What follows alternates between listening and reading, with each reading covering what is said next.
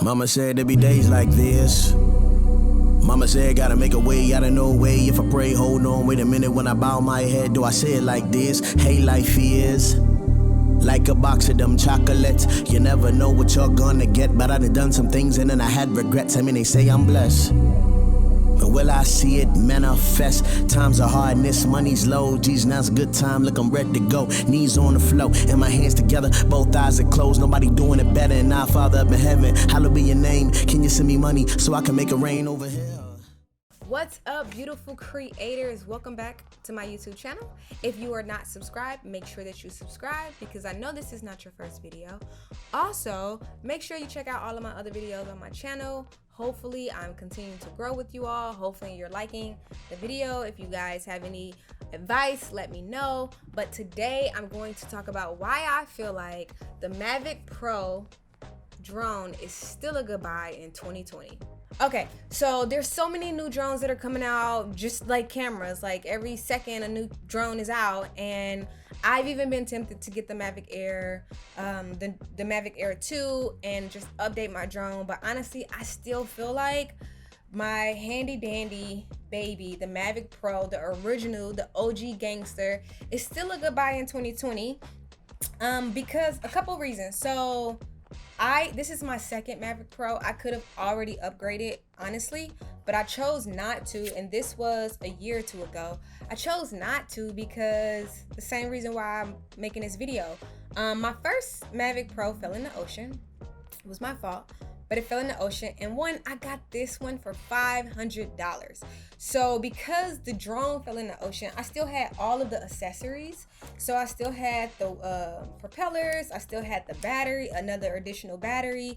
I still had basically the controller, every other accessory, my indie filters that I purchased from Polar Pro. I still had all of them. I just didn't have the drone. And so it wasn't a point of me spending so much more money on a whole new setup or just paying $500 just to get the actual drone and still be able to use everything else that I've already had. So I ended up working with a company called KEH. They're a camera company, and they were able to help me out to give me this drone because they had saw on my Instagram that my drone fell into the ocean and I was now without a drone.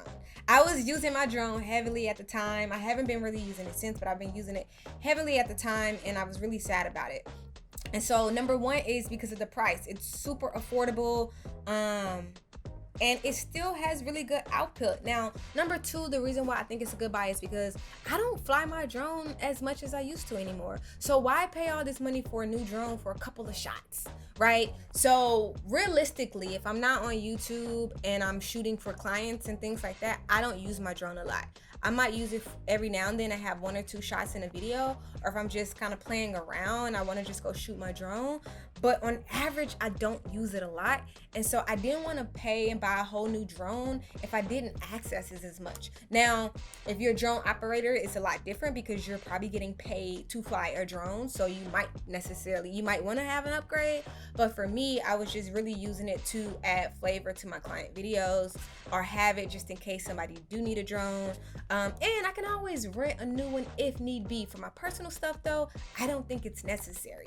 Another reason why I feel like this is still a great buy in 2020, and I've honestly, I just started using it again, but in California, it's so really hard to fly your drone. And in a lot of cities, I go back home to St. Louis, and St. Louis is so small that it's everywhere you go is by the airport. And of course you can defy the laws and do whatever you want, but with all these laws happening, it's just like, you know what, it makes me not even want to fly the drone. I'm like, you know what, forget it, right? So if I'm not flying it a lot, it's kind of like, what's the point? Now if I was always traveling, going to Hawaii or anywhere else, and I was able to, then that's a different story. But I be in little old LA and I don't be doing much, so this is really good for me. The quality is still pretty good. Of course, it could be better. When you're comparing it to all the newer drones, of course, the quality can be 10 times better, but it's not shitty quality. It's not bad quality.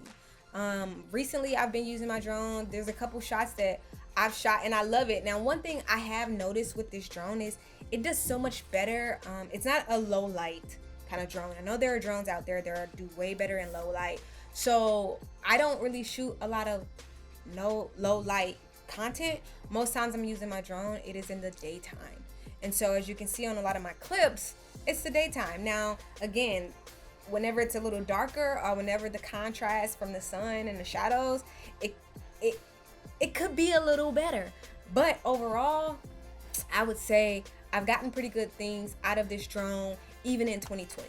So I honestly feel like this is a good buy if you just want to make this a hobby and you're not trying to fly it all the time.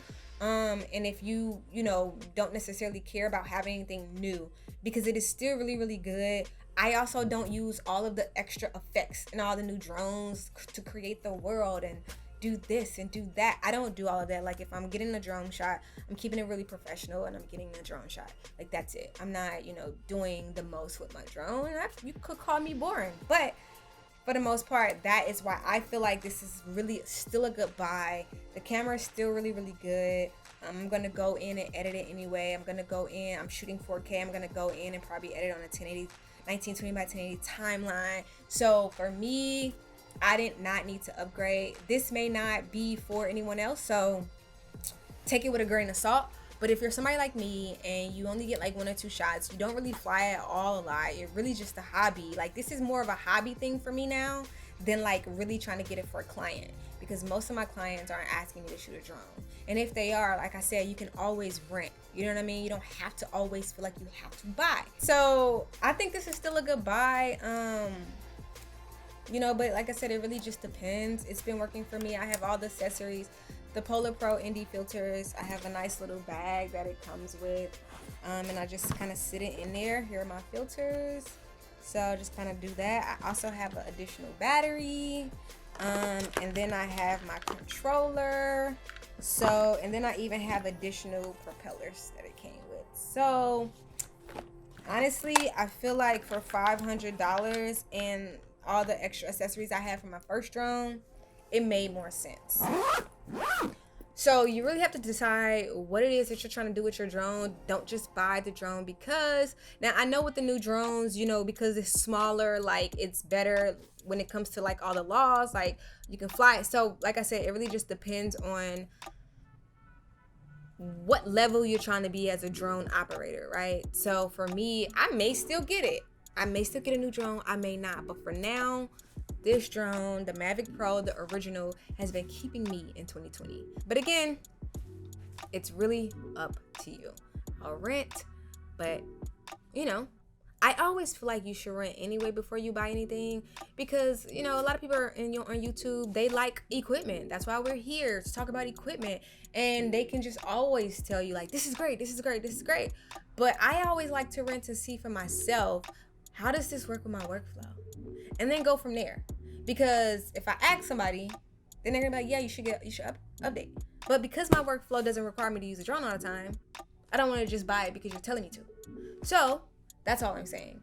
Just figure out what your workflow is, where you're trying to go, how much you're trying to do with drone operating, and go from there.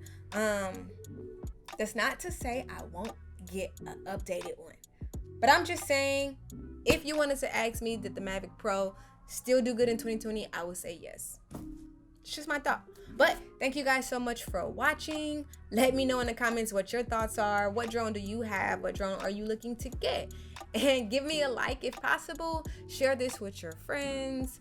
And I will see you guys in the next video.